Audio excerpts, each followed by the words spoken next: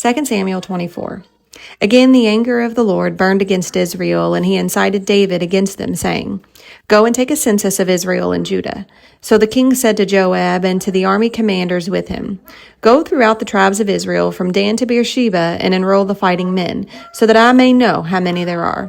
But Joab replied to the king, May the Lord our God multiply the troops 100 times over, and may the eyes of my lord the king see it. But why does my lord the king want to do such a thing? The king's word, however, overruled Joab and the army commanders, so they left the presence of the king to enroll the fighting men of Israel. After crossing the Jordan, they camped near Aroer, south of the town in the gorge, and then went through Gad and on to Jazer. They went to Gilead and the region of Tatim Hodshai, and on to Dan Jan and around toward Sidon.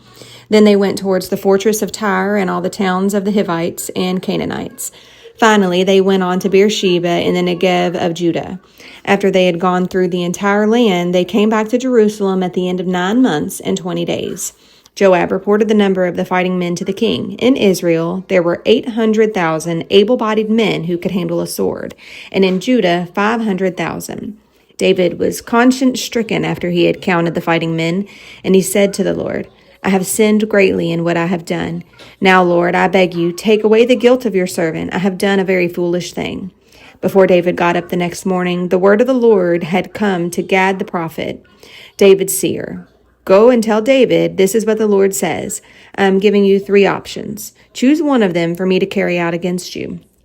So Gad went to David and said to him, Shall there come on you 3 years of famine in your land? Or 3 months of fleeing from your enemies while they pursue you, or 3 days of plague in your land? Now then, think it over and decide how I should answer the one who sent me.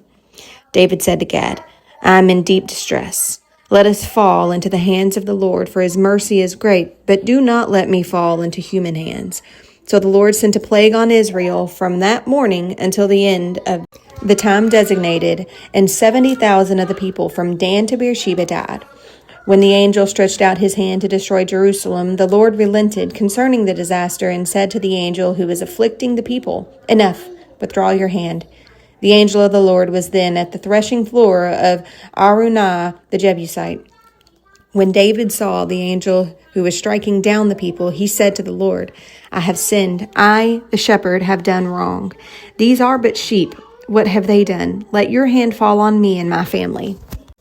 On that day, Gad went to David and said to him, Go up and build an altar to the Lord on the threshing floor of Araunah the Jebusite. So David went up as the Lord had commanded through Gad.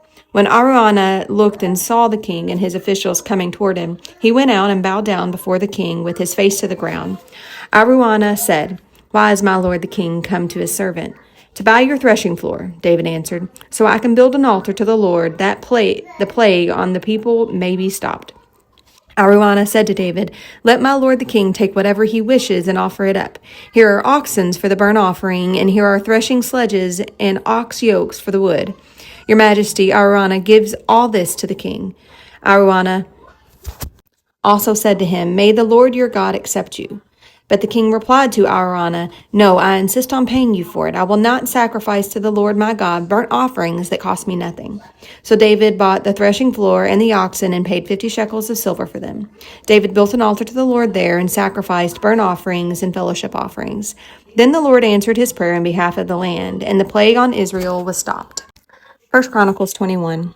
Satan rose up against Israel and incited David to take a census of Israel. So David said to Joab and the commanders of the troops, Go and count the Israelites from Beersheba to Dan.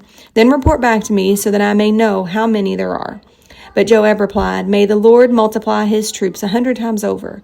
My lord the king, are there not all my lord's subjects? Why does my lord want to do this? Why should he bring guilt on Israel?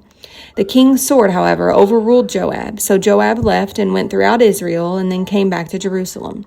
Joab reported the number of fighting men to David. In all Israel, there were 1,100,000 men who could handle a sword, including 470,000 in Judah.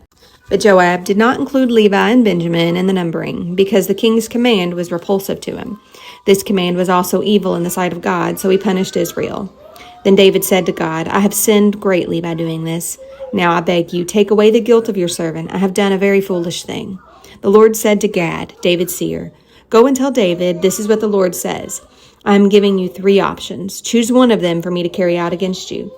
So Gad went to David and said to him, this is what the Lord says. Take your choice. 3 years of famine, 3 months of being swept away before your enemies, with their swords overtaking you, or 3 days of the sword of the Lord, days of plague in the land, with the angel of the Lord ravaging every part of Israel. Now then, decide how I should answer the one who sent me.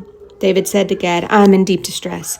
Let me fall into the hands of the Lord, for his mercy is very great, but do not let me fall into human hands.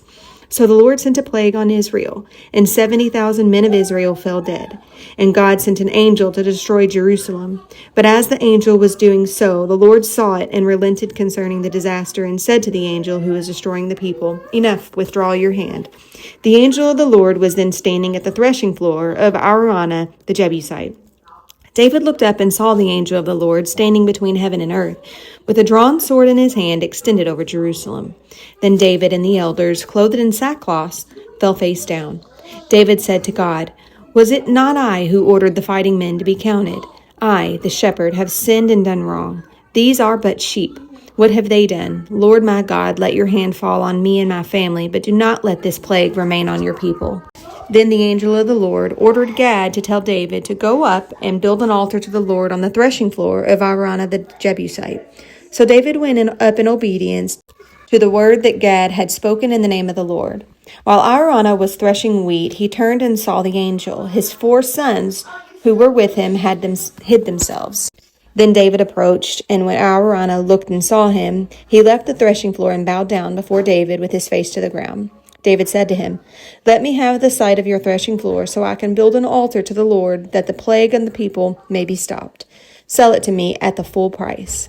Araunah said to David, take it. Let my lord the king do whatever pleases him. Look, I will give the oxen for the burnt offerings, the threshing sledges for the wood, and the wheat for the grain offering. I will give all this.